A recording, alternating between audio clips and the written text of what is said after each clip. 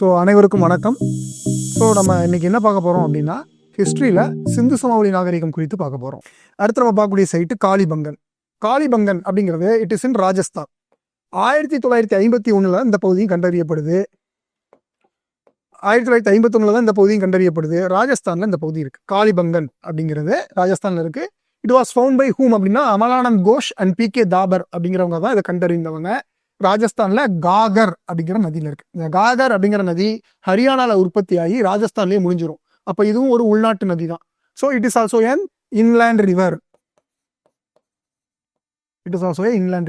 இந்த காகர் நதி ரொம்ப ரொம்ப முக்கியமாக இருந்திருக்கு அன்னைக்கு. பல நகரங்கள் இந்த காகர் நதியில் இருந்திருக்கு. இந்த காகர் நதியில தான் காளிபங்கனும் இருந்திருக்கு. ஸோ இந்த நோ ட்ரைனேஜ் சிஸ்டம்னு சொல்லியிருக்காங்க. நோ ட்ரைனேஜ் சிஸ்டம்னா மற்ற பகுதிகளில் இருக்க மாதிரி வடிகால்கள் முறை ரொம்ப டெவலப்டா இல்லை.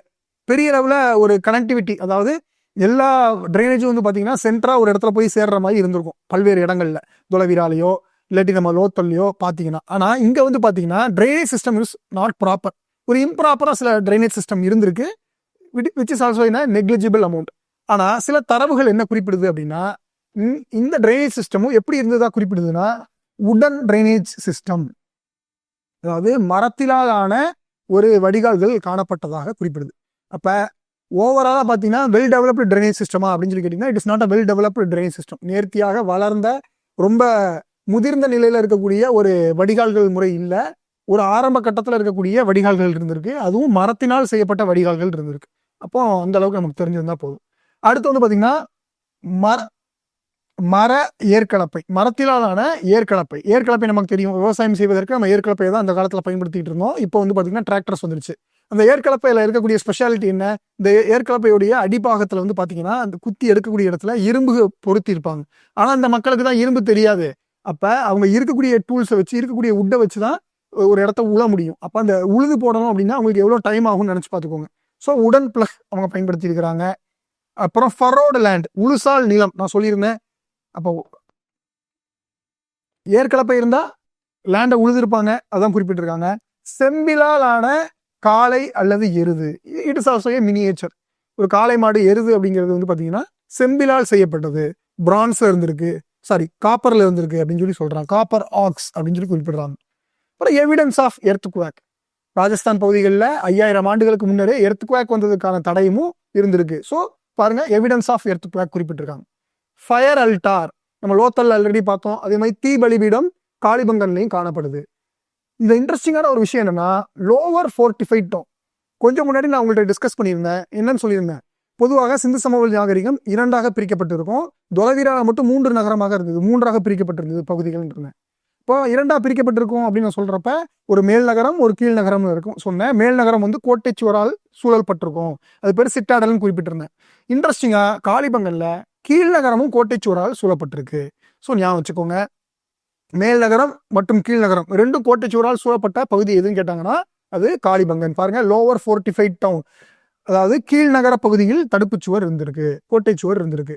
இப்போ அந்த காளிபங்கன் அப்படின்னா அதனுடைய மீனிங் என்ன? அதனுடைய மீனிங் என்னன்னா பிளாக் பேங்கிள்ஸ். லிட்டரலான மீனிங் பிளாக் பேங்கிள்ஸ், கருப்பு வளையல் அப்படின்னு அர்த்தம் காளிபங்கன் அப்படின்னா. ஸோ ஞாபகம் வச்சுக்கோங்க, இது நம்ம எக்ஸாம்ல கேட்டிருக்காங்க. அடுத்து நம்ம பார்க்க போகிறது பனவாலி. அது 1974 பனவாலி அப்படிங்கிற இடத்த எக்ஸ்கவேட் பண்றாங்க, which was excavated in Haryana. R S Bisht அப்படிங்கிறவர் தான் கண்டுபிடிக்கிறாரு. ஹரியானால சரஸ்வதி அல்லது திருஷ்டாவதி நதி அப்படிங்கிற நதிக்கரையில இந்த சைட் இருந்திருக்கு பனவாலி. இந்த பனவாலியில் இருக்கக்கூடிய முக்கியமான கண்டுபிடிப்புகள் என்னன்னு பார்த்தீங்கன்னா வார் கோதுமை, அதாவது பேர்லி கிரெயின்ஸ் கண்டுபிடிச்சிருக்காங்க. அதுக்கப்புறம் டெரகோட்டா பிளக், சுடுமண்ணால் செய்யப்பட்ட ஏற்கலப்பை. அப்போ நம்ம இதுக்கு முன்னாடி ஏற்கலப்பைகள் பார்த்தோம், இங்கேயும் சுடுமண்ணால் செய்யப்பட்ட ஒரு பொம்மை ஏற்கலப்பை காணப்பட்டிருக்கு. இப்போ இதெல்லாம் எதை குறிக்குது அப்படின்னா அவங்க விவசாயத்திலையும் ரொம்ப ஆர்வமோட இருந்திருக்கிறாங்க அப்படிங்கிறது நமக்கு தெரிய வருது. அடுத்து நம்ம பார்க்கக்கூடிய சைட் வந்து சன்ஹுதாரோ. மொஹஞ்சதாரோன்னு ஒரு சைட் பார்த்தோம் இல்லையா ஃபர்ஸ்ட், அந்த சைட்டுக்கு அப்படியே ஆப்போசிட்ல, லிட்டரலா அப்படியே ஆப்போசிட்ல வந்து பாத்தீங்கன்னா சிந்து நதியில ஒரு கரையில வந்து மொஹஞ்சதாரோ, அதுக்கு நேர் எதிர்கரையில வந்து பாத்தீங்கன்னா சன்ஹுதாரோ அப்படிங்கிற பகுதி இருந்தது. பாருங்க, சிந்து மாவட்டத்துல தான் இருக்கு. மொஹஞ்சதாரோவும் சிந்து மாவட்டத்துல தான் பார்த்தோம். இண்டஸ் ரிவர் சிந்து நதியில தான் சன்ஹுதாரோ இருக்கு, மொஹஞ்சதாரோவும் சிந்து நதியில தான் பார்த்தோம். அப்ப இது ரெண்டுக்கும் இருக்கக்கூடிய ஒற்றுமை, ஒரு நதி இப்படி ஓடுது அப்படின்னா நதியோடைய ஒரு கரையில மொஹஞ்சதாரோவும் நதியோடைய இன்னொரு கரையில சன்ஹுதாரோ சன்ஹுதாரோவும் இருந்திருக்கு. ஓகேங்களா? இட் வாஸ் எக்ஸ்கவேட்டட் பை ஹூம்னா என்ஜி மஜுமுதார் அப்படிங்கிறதான் கண்டுபிடிச்சிருக்காரு. இங்க என்னெல்லாம் முக்கியமான விஷயங்கள் பார்ப்போம். கோட்டைகளற்ற ஒரே ஹரப்பா கலாச்சாரம், அதாவது நோ சிட்டாடல் அப்படின்னு சொல்லியிருக்காங்க. அதாவது மேல் நகரமும் கீழ் நகரமும் கோட்டைச்சுவர் இருக்குன்னா அது வந்து காளிபங்கன். எந்த ஊர்ல 3 பகுதிகளாக பிரிக்கப்பட்டிருக்கு அப்படின்னா அது தொலவீரா. அப்புறம் பெரும்பாலான ஊர்கள்ல எல்லா ஊர்கள்லையும் எப்படி இருக்கும், ஒரு மேல் நகரம் ஒரு கீழ் நகரம் இருக்கும். மேல் நகரம்ல கோட்டைச்சுவர் இருக்கும், கீழ் நகரங்கள்ல இருக்காது. ஆனா சன்ஹுதாரோ வந்து பாத்தீங்கன்னா மேல் நகரங்களையும் கோட்டை கிடையாது, கீழ் நகரங்களையும் கோட்டைச்சுவர் கிடையாது. பீட் மேக்கர் ஷாப்ஸ், அதாவது மணி மாலைகள் செய்தவங்களுடைய இடம் அங்க காணப்பட்டிருக்கு. 3வது இங்பாட், அதாவது மைப்பொட்டி, ஏதாவது எழுதுறதுக்கான மைப்பொட்டி இன்னைக்கு வச்சிருக்கோம். ஒரு லாங் பேக் ஒரு 25 இயர்ஸ் 30 இயர்ஸ் பேக்லாம் பார்த்தீங்கன்னா 1990ஸ்லாம் இங்க் பென் தான் நம்ம யூஸ் பண்ணிட்டு இருப்போம். மைப்பொட்டியை தான் பயன்படுத்தி எழுதிட்டு இருப்பாங்க. ஸோ அந்த மாதிரி மைப்பொட்டி அங்கே இருந்திருக்கு. Then footprints of dog chasing a cat, ஒரு பூனைக்குட்டியை நாய் துரத்துவது போன்ற கால் தடங்கள் அங்கே கண்டுபிடிக்கப்பட்டிருக்கு. மோர் ஓவர் சன்ஹுதாரோ அப்படிங்கிறது it is an industrial town, அது ஞாபகம் வச்சுக்கோங்க, தொழில் நகரம். இப்போ நம்ம சிப்காட்டு இந்த மாதிரி நம்ம நிறைய இடங்கள் பார்க்கணும்ல, அரசு வந்து டெவலப் பண்ணுது, ஒரு பர்டிகுலர் இடத்த வந்து டெவலப் பண்ணி பொருளாதாரத்தை முன்னேற்றுவதற்காக பொருளாதார சிறப்பு மண்டலம் அப்படின்னு பிரிக்குது, ஸ்பெஷல் எக்கனாமிக் ஜோன்ஸும் பிரிக்குது. சென்னை எடுத்துக்கிட்டிங்கன்னா அம்பத்தூர்ல இருக்கும். ஒவ்வொரு ஊர்லேயும் வந்து பார்த்தீங்கன்னா பல்வேறு இடங்கள்ல இந்த மாதிரி ஸ்பெஷல் எக்கனாமிக் ஜோன்ஸ் ஒன்று கிரியேட் பண்ணுறாங்க. அப்போ அது மாதிரி இது வந்து பார்த்தீங்கன்னா ஒரு தொழில் நகரமாக இருந்திருக்கு. இண்டஸ்ட்ரியல் டவுன்னா ஒரு தொழில் நகரமாக செயல்பட்டிருக்கு சன்ஹுதாரோ, ரொம்ப ரொம்ப முக்கியம். அடுத்து 1963 ராகி கார்கி அப்படிங்கிறத கண்டுபிடிக்கிறாங்க. இந்த ராகி கார்கி கண்டுபிடிக்கிற வரைக்கும் சிந்து சமவெளி நாகரிகத்திலேயே மிகப்பெரிய நகரம் எதுன்னு கேட்டாங்கன்னா மொஹஞ்சதாரோவா தான் இருந்தது. இந்த மொஹஞ்சதாரோவுக்கு முன்னாடி வந்து பார்த்தீங்கன்னா தொலவீரா, ஃபர்ஸ்ட் மொஹஞ்சதாரோ அப்புறம் தொலவீரா. இப்போ லேட்டஸ்டா சிந்து சமவெளி நாகரிகத்திலேயே மிகப்பெரிய நகரம் அப்படின்னு சொல்லி கேட்டாங்கன்னா என்னது உங்களுக்கு, it is an Rakhi Garhi. இதை கண்டுபிடிச்சவர் அமரேந்திரநாத் அப்படிங்கிறவர் எக்ஸ்கவேட் பண்றாரு. ராகி கார்கி எங்க இருக்குன்னா இட் இஸ் இன் ஹரியானா. ஹரியானால சரஸ்வதி நதியில இருக்கு, சரஸ்வதி அல்லது திருஷ்டாவதி நதியில இருக்கு. பனவாலி இருக்கு இல்லையா, பனவாலி, ராகி கார்கி, இது ரெண்டும் வந்து பாத்தீங்கன்னா ஹரியானா மாநிலத்தில் தான் இருக்கு. லார்ஜஸ்ட் சைட் ஆஃப் ஐவிசி, சிந்து சமவெளி நாகரிகத்தின் மிகப்பெரிய நகரம். இங்க ஃபயர் அல்டார், தீ பலிபீடம் இங்கேயும் காணப்பட்டிருக்கு. விலங்குகளை பலியிடக்கூடிய முறை இங்க பின்பற்றப்பட்டிருக்கு. அப்ப இப்போ வரைக்கும் நம்ம பார்த்த முக்கியமான நகரங்கள் எல்லாத்தையும் ஒரு குயிக்கா ரீகால் பண்ணலாம். ஹரப்பா பார்த்திருக்கோம், மொஹஞ்சதாரோ பார்த்திருக்கோம், லோத்தல் பார்த்திருக்கோம், தொலவீரா பார்த்திருக்கோம், காளிபங்கன் பார்த்திருக்கோம், பனவாலி பார்த்திருக்கோம், சன்ஹுதாரோ பார்த்திருக்கோம், and finally we have seen Rakhi Garhi also. So இதெல்லாம் முக்கியமான நகரங்கள், அங்கே முக்கியமான கண்டுபிடிப்புகள். இந்த கண்டுபிடிப்புகள் உங்கள் மைண்டில் ஓடும் போது இவங்களுக்கு என்னெல்லாம் விஷயங்கள் தெரியும் தெரியாது அப்படிங்கிற அனலைசிங்கும் உங்கள் மைண்டில் போயிருக்கணும். இதை தொடர்பு படுத்தி தான் நம்ம பின்னாடி இருக்க அவங்களுடைய மற்ற விஷயங்கள்லாம் நம்ம படிக்க போகிறோம். ஓகேங்களா? சரி, இப்போ சிந்து சமவெளி நாகரிகத்தில் இருக்கக்கூடிய 5 பெரிய நகர மையங்கள் எது அப்படின்னு சொல்லி கேட்டிங்கன்னா இந்த 5 ஊர் தான். இதுதான் பிக் 5 மேஜர் அர்பன் சென்டர்ஸ். நமக்கு எக்ஸாம்ல இதை கேட்பாங்க பாருங்க. என்னெல்லாம்? மொஹஞ்சதாரோ, ஹரப்பா, கன்வெரிவாலா, தொலவீரா அண்ட் ராகி கார்கி. இது நமக்கு கொடுத்துட்டு இதுல எதெல்லாம் இந்தியாவில் இருக்கு, எதெல்லாம் பாகிஸ்தான்ல இருக்குன்னு கேட்கலாம். அப்ப இதுல வந்து பாத்தீங்கன்னா மொஹஞ்சதாரோ நமக்கு தெரியும், சிந்து மாவட்டத்துல இருக்கு, தட் இஸ் இன் பாகிஸ்தான். ஹரப்பாவும் நமக்கு தெரியும், ஹரப்பா இன் பஞ்சாப், அதாவது எந்த பஞ்சாப், பாகிஸ்தான்ல இருக்கக்கூடிய பஞ்சாப். ஸோ இது இட் இஸ் ஆல்சோ இன் பாகிஸ்தான். அப்புறம் கன்வெரிவாலா அப்படிங்கிறது இதுவும் பாகிஸ்தான்ல தான் இருக்கு. இது புது பேர்ல உங்களுக்கு கன்வெரிவாலா அப்படிங்கிறது it is in news. Finance minister வந்து ஒரு டீட்டெயில்டு டிஸ்கிரிப்ஷன்ஸ் கொடுத்துருந்தாங்க என்னெல்லாம் சென்டர்ஸ் இருக்கு அப்படிங்கிறத அவங்களுடைய பட்ஜெட் ஸ்பீச்ல கொடுக்கும்போது ஷீ ஸ்போக் அபவுட் கன்வெரிவாலா. அப்போ அது அந்த இடம் வந்து ரொம்ப ரொம்ப முக்கியத்துவம் பெறுது. அப்புறம் தொலவீரா அண்ட் ராகி கார்கி நமக்கு தெரியும். தொலவீரா இஸ் இன் குஜராத், இந்தியாவில். Rakhi Garhi it is in Haryana, that is also in India. இந்த 5 மேஜர் அர்பன் சென்டர் இருக்கு. இது வேற பாகிஸ்தான்ல எது இருக்கு, இந்தியாவில் இருக்குன்னு கேட்கலாம். வேற இன்னொரு மாதிரியும் கேட்கலாம், என்னெல்லாம் எதெல்லாம் மேஜர் அர்பன் சென்டர்ஸ் அப்படின்னு சொல்லி ஒரு 5-6 எண்ணத்தை கொடுத்து உங்களை பிக் பண்ண சொல்லலாம். இல்லை ஒரு 5 விஷயத்தை கொடுத்து இதுல இருந்து பிக் பண்ண சொல்லலாம். ஸோ நம்ம usually we will forget this Ganweriwala. So இம்பார்ட்டண்டாக அண்டர்லைன் பண்ணி ஞாபகம் வச்சுக்கோங்க. Ganweriwala one of the important site over there. So இந்த மேப் வந்து just for your analysing purpose, உங்களுக்கு தெரிஞ்சுக்கணும் அப்படிங்கிறதுக்கு. அங்கே பாருங்க, காகர் ஹக்ரா ரிவர், இந்த ரிவர் பேட்ச் இப்படியே இருந்திருக்கு. காகர் ஹக்ரா ரிவர், அப்புறம் இண்டஸ் ரிவர் இந்த வருது பாருங்க, இண்டஸ் ரிவர். ஸோ இந்த அளவுக்கு இந்த முக்கியமான இந்த 2 நதிகளை சுற்றி தான் பல்வேறு குடியிருப்புகள், பல்வேறு சின்ன சின்ன கிராமங்கள்லாம் உருவாச்சு, நகரங்களும் உருவாகி. இந்த பிக்சர்ஸ்லாம் உங்களை நீங்க வந்து இமேஜின் பண்றதுக்காக சில பிக்சர்ஸ் நான் போட்டிருக்கேன். இங்க பாருங்க. ஃபார் எக்ஸாம்பிள் நம்ம வந்து நிறைய ஹியூமன் ஸ்டாச்சூஸ் பார்த்தோம். ஹரப்பால மனித வடிவிலான பொம்மைகள் நிறைய அப்படின்னு சொல்லி பார்த்தோம். இங்க பாருங்க, மனித வடிவான நிறைய பொம்மைகள் டெரக்கோட்டால, அதாவது சுடுமண்ணால் செய்யப்பட்ட பொம்மைகள் நமக்கு நிறைய கிடைச்சிருக்கு. அடுத்து வந்து பார்த்தீங்கன்னா இது அவங்களுடைய முத்திரைகள் பதிக்கப்பட்ட நாணயம். இன்னைக்கு நம்ம காயின்ஸ் பயன்படுத்துறோம்ல, அந்த மாதிரி இந்த மாதிரி முத்திரைகள் முத்திரைகள் போட்ட நாணயங்கள் நிறைய பயன்படுத்தியிருக்காங்க. இதுல காளைலாம் இருக்கு பாருங்க. அப்போ திமிழ் இருக்கக்கூடிய ஒரு காளை மாடலாம் அதுல இருக்கு. அப்போ எந்த அளவுக்கு இது முக்கியமுங்கிறத உங்களுக்கு புரிஞ்சிருக்கும். அப்புறம் வந்து பார்த்தீங்கன்னா காப்பரில் இருக்கக்கூடிய புல்லக்காட் அப்படின்னு சொல்லி பார்த்தோம், பொம்மையில மினியேச்சர் அந்த இருக்கு. இது லோத்தல் அப்படிங்கிற பகுதியுடைய ஒரு துறைமுக நகரம் பார்த்தோம்.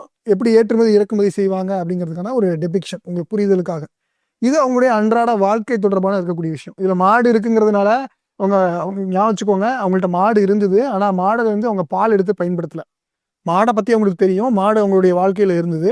ஆனா மாட்டுல இருந்து வரக்கூடிய பாலை அவங்க பெரிதும் பயன்படுத்தின மாதிரி நமக்கு எந்த எவிடன்ஸும் இல்லை. இவங்களை தொடர்ந்து பின்னாட்கள்ல வந்த வேதிக் பீப்புள், அதாவது ஆரியன்ஸ் அப்படின்னு அழைக்கக்கூடியவங்க தான் மாடுல இருந்து வரக்கூடிய பால், அதுல இருக்கக்கூடிய பொருட்கள்லாம் அவங்க பயன்படுத்த ஆரம்பிச்சாங்க உணவாக. இந்த மக்கள் வந்து பாலை பயன்படுத்தல, ஞாபகம் வச்சுக்கோங்க.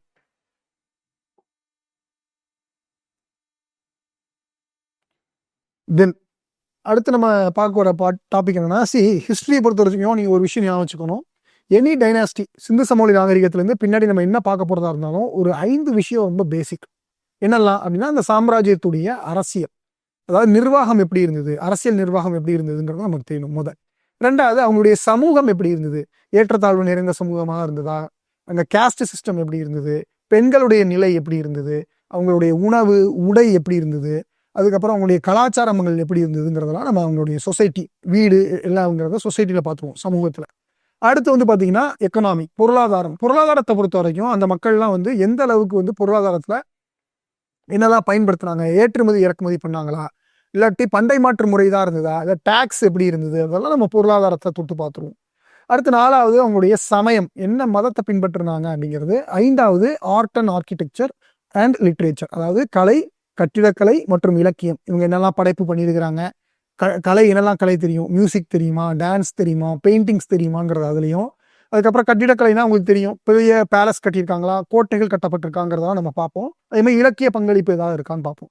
இது வந்து சிந்து சமவெளி நாகரிகத்துக்கு மட்டும் இல்லை, நம்ம பின்னாடி பார்க்க போற ஹிஸ்டரியில் இருக்கக்கூடிய எல்லா டாப்பிக்குக்கும் இந்த ஆஸ்பெக்ட்லையும் நம்ம பார்க்க போறோம். இப்போ சிந்து சமவெளி நாகரிகத்தில் நமக்கு பெருசா எந்த மன்னர்கள் இல்லை அப்படிங்கிறது நமக்கு தெரியும். இந்த மன்னர் பேரோ இதுவும் நம்மளால டீகோட் பண்ண முடியல. அப்ப இங்க எப்படி அரசியல் இருந்திருக்கும் அப்படிங்கிறத வாங்க பார்க்கலாம். ரொம்ப சுவாரஸ்யமா இருக்கும் பாருங்க. இங்க இருக்கக்கூடிய அரசியல் வந்து ஒரு மையப்படுத்தப்பட்ட நிர்வாகமா இருப்பதற்கான சாத்தியக்கூறுகள் அதிகமாக இருக்கு. மையப்படுத்தப்பட்ட நிர்வாகம் அப்படின்னா ஒரு சென்ட்ரலைஸ்ட் அட்மினிஸ்ட்ரேஷன் இருந்திருக்கிறதுக்கான சான்சஸ் அதிகம். ஏன் அதை சென்ட்ரலைஸ்ட் அட்மினிஸ்ட்ரேஷன் நான் சொல்றேன் அப்படின்னா, சில விஷயங்கள்லாம் நீங்க யூனிஃபார்மா பார்க்க முடியும். இப்போ இந்தியா எடுத்துக்கிட்டீங்கன்னு வச்சுக்கோங்க, இந்தியா ஃபுல்லா நீங்க ஒரு காய்கறி கடைக்கு போய் ஒரு காய்கறி வாங்கவோ இல்லை வேற ஏதோ ஒரு பொருள் வாங்குறதா இருந்தால் நம்ம என்ன சொல்லுவோம், என்ன கேட்போம், 1 கிலோ கொடுங்க, 1/2 கிலோ கொடுங்க அப்படின்னு சொல்லி நம்ம கிலோ கணக்கில் தான் பேசுவோம்.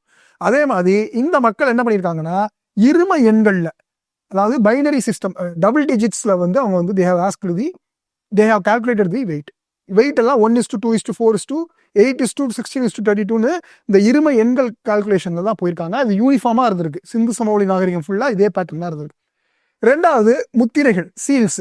இன்னைக்கு நம்ம இந்தியா ஃபுல்லா பாருங்க, காஷ்மீர்ல இருந்து கன்னியாகுமரி வரைக்கும் 10 ரூபா காயினா 10 ரூபா, 20 ரூபா 20 ரூபா காயின், எல்லாம் யூனிஃபார்மா தானே இருக்கு. இது எப்படி யூனிஃபார்மா இருக்கு? ஒரு சென்ட்ரலைஸ்ட் ஏஜென்சியோ இல்லை ஒரு ஸ்டேட் அத்தாரிட்டியோ இருந்து தான் யூனிஃபார்ம் பண்ணியிருக்காங்க. அதே மாதிரி இவங்க பயன்படுத்திய முத்திரைகள் எல்லாம் வந்து பாத்தீங்கன்னா சிந்து சமவெளி நாகரிகத்துல எல்லாத்துலயும் ஒரே மாதிரி இருந்திருக்கு. இது நமக்கு 2வது இன்டர்பிரேஷன்ஸ்க்கான எவிடன்ஸ். 3வது லேபர் மொபிலைசேஷன் கொடுத்துருக்காங்க. அதாவது பணியாட்கள் ஒரு இடத்துல இருந்து இன்னொரு இடத்துக்கு டெய்லி போயிட்டு வந்துட்டு இருக்கிறாங்கன்னா there must be some central authority. அப்படி இருந்தா தானே இது நடக்கிறதுக்கான சாத்தியக்கூறுகள் இருக்கு. அப்ப இந்த 3 விஷயத்தின் அடிப்படையில நம்மளால ஒரு விஷயத்தை தீர்மானிக்க முடியுது. என்னன்னா, ஒரு மையப்படுத்தப்பட்ட நிர்வாகம் இருந்திருக்கலாம். பல பேரோ இல்ல ஒரு நபரோ கூடி முக்கியமான முடிவுகள் எடுத்து அங்க இருக்கக்கூடிய மக்கள் எல்லாத்தையும் அதை ஃபாலோ பண்ண சொல்லியிருக்கலாம் அப்படிங்கிறது நம்மளால இதுல இருந்து அனுமானிக்க முடியுது. It is just an interpretation. ஏன்னா நமக்கு இன்னும் ஸ்கிரிப்ட் எவிடன்ஸ் எதுவுமே நமக்கு வரலையே, அதை நம்மளால ரீட் பண்ண முடியலையே. ஸோ நமக்கு கிடைத்த ஆதாரங்களை வைத்து நம்ம இப்படி இருக்கக்கூடும் அப்படின்னு அனுமானிச்சிருக்கிறோம். இன்னொரு விஷயம் பாருங்க. இப்போ பிரிக்ஸ், அதாவது சிந்து சமவெளி நாகரிகம் முழுக்க பல்வேறு நகரங்கள் எடுத்து பார்த்தீங்கன்னா அந்த செங்கற்கள் இருக்குல்ல, பிரிக்ஸ், அது எல்லாமே ஒரே யூனிஃபார்ம் சைஸ்ல இருக்கு. லட்சக்கணக்கான கற்களை ஒரே சைஸ்ல செய்யணும் அப்படின்னா they must be aware of geometry, அதாவது வடிவியல், அது குறித்த ஞானம், அறிவு அவங்களுக்கு இருந்திருக்கணும். அப்பதான் யூனிஃபார்மா அவங்க தான் பண்ண முடியும். அப்போ எக்ஸாம்பிள் ஒரு வாக்கியம் கேட்கலாம், சிந்து சமவெளி மக்கள் வந்து வடிவியல் குறித்து அறிவு பெற்றிருந்தனர் அப்படின்னு சொல்லி கொடுத்தாங்கன்னா அந்த வாக்கியம் கரெக்ட் தான். அதை நம்ம எதை வச்சு இன்டர்பிரேட் பண்றோம், அவங்க யூஸ் பண்ண bricks, lakhs of bricks were in uniform size, அதனால ஓகேங்களா. ஸோ இதுதான் அவங்களுடைய பாலிட்டி. முக்கியமாக நீங்கள் ஒரு விஷயம் ஞாபகம் வச்சுக்கலாம், மையப்படுத்தப்பட்ட நிர்வாகம் இருந்ததற்கான சாத்தியக்கூறுகள் அதிகம். ஏன்னா அதுக்கான எவிடன்ஸ் இதெல்லாம் இருக்கு.